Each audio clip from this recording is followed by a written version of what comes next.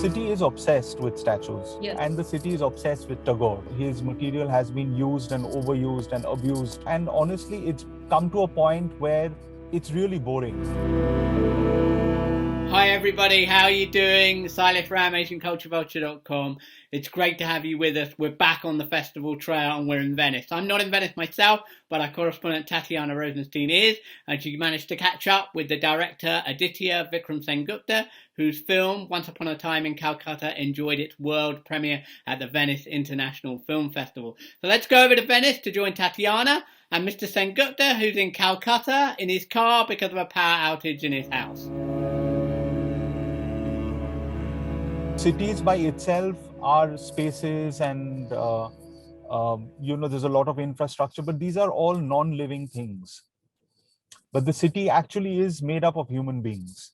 Yep. And mindsets, and how they think and how they feel and where they come from and the baggage that they carry and their aspirations, their dreams, their desires, which later translates into physical forms in the form of, bridges or buildings or complex and, things like that. So I wanted to explore the city through people, Okay. and through the mindsets of people. So if you have watched the film, you will see there are very distinct mindsets of people. There are certain people who cannot move out of the past. There are certain people who are constantly looking into the future.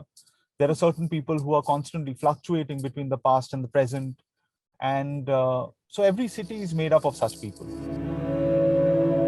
Your main heroine, she is a TV personality and a daughter of a performer, a dancer.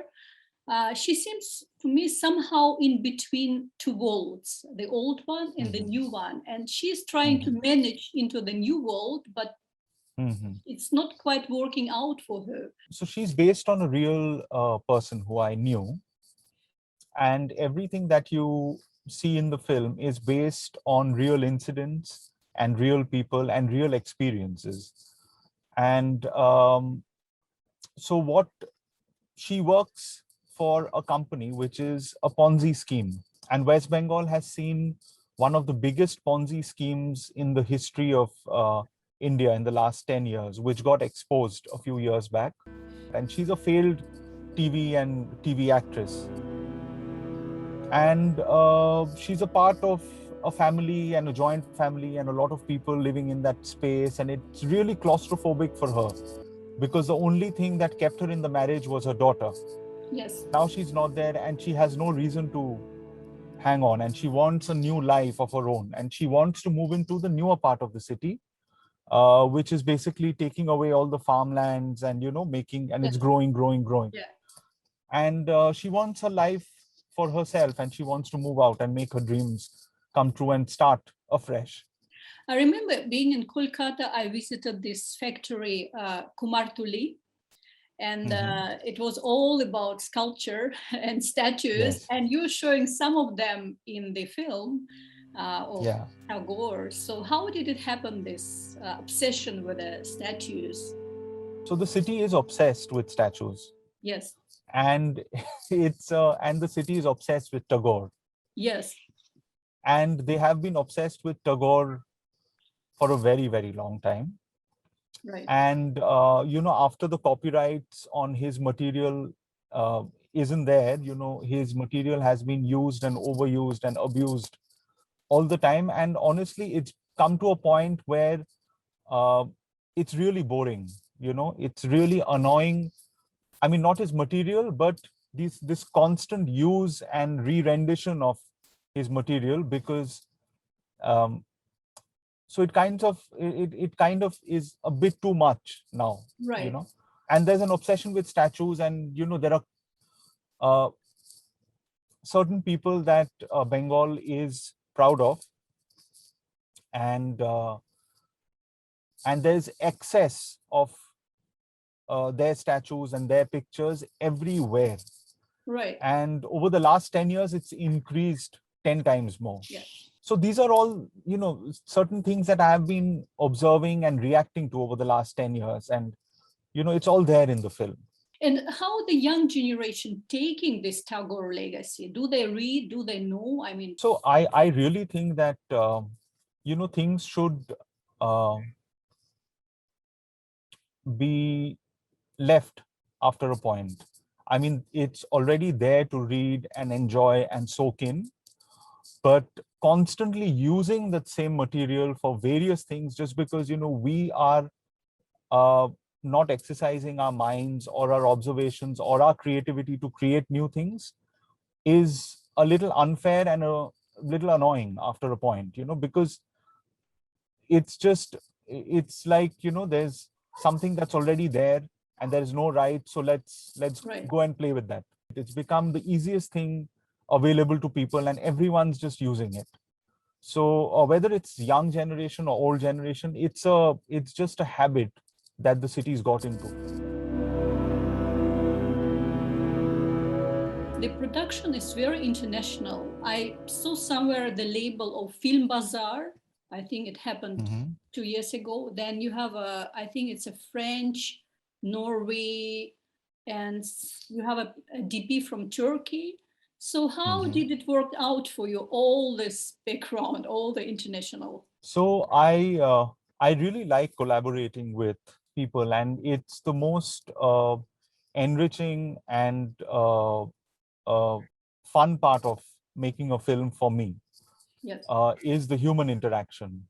When I kind of get together with people and we discuss and we go on set and we're just together for 40, 45, 50 days. So I've always enjoyed collaborating and working with new people, and it comes from just this desire to enjoy and this desire to create something out of joy. Right. With no agenda, with no pressure, with nothing, just for the joy of creating. And I had met Catherine, 6 years back in Abu Dhabi, and then I met Ingrid in Cannes, and we got close. We started discussing our projects, and we got funded by France and Norway. And yes. I wrote to Gökhan. He said yes, and he came. And so it's just been an amazing, amazing journey. Right. And getting all these perspectives and getting all these different cultural perceptions on the same material is very interesting.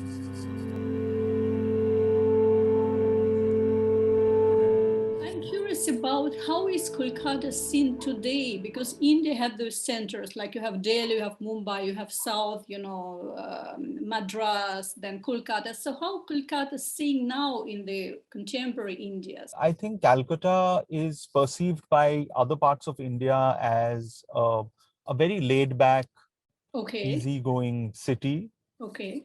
And they would say, oh, you're just, kind of interested in your Tagore and Ray films and your food and, Yeah. and there's not much work you want to do. You want to sleep in the afternoons. And which is, to a great extent, it's true. It's not that it's not, it's there for a reason. And people say this for a reason. This project was supported by Cannes. So we were there for a 10-day program, which was fantastic. That's where, I met most of the people from the European industry, and I met my amazing Norwegian producer, Ingrid. Can you say a few words about your cinematographer, who is quite famous in the film industry? How was working with him? So he came with a team of 4, and it was difficult for him to initially converse in English. So we had translated the entire script into Turkish, and this was the first time they traveled out of Europe. Oh. And the first place that they landed was Calcutta. So it was a tough one for them. Okay. It's like going to level 9 in the first game. Okay. So the first 7-8 days was a little difficult for them in terms of adjusting.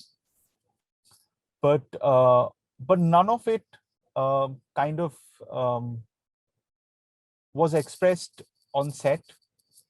On set, they were always on the film, and it was just amazing how efficient and precise and perfect their craft was. Gökhan and I used to get into very, very long discussions before every scene. We would have the set entirely empty and we would just sit there talking sometime, for even an hour. Right. And then we would have the actors come and rehearse, and we would just move around the actors, trying to find the right point of view. And then the lighting team would do everything up, and they were so quick and so good. It was life-changing to work with him. Oh, I forgot to ask you about this Dinosaur in the film. What was this about? I probably missed it. I never saw it in Kolkata. When did you come to Calcutta? I think the last time was 2018. Okay, so 18 it was taken down. So what is this about? What is this? So this was a dinosaur statue that was made outside a science park. Okay. In Calcutta, and the biggest flyover was being built next to it. Okay. So, and then when the flyover, while it was being built, when it approached the dinosaur, I had clicked a picture of that, because it looked like the starting point of a race. Okay. And that image is the image that actually inspired me to start writing this film. Oh, okay. So yeah, so it's a part of the film and the theme of the film as well.